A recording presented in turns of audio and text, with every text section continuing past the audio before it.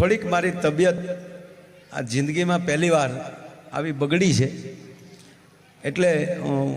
હું આપ બધાની માફી માગવા માટે,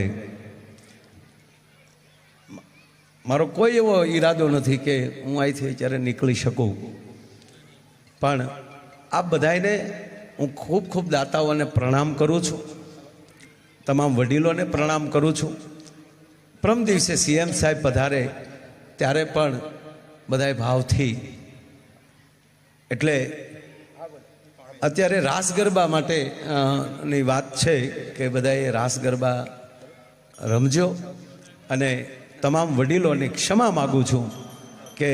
આઈ એમ વેરી વેરી સોરી, ક્ષમા કરજો. હલો,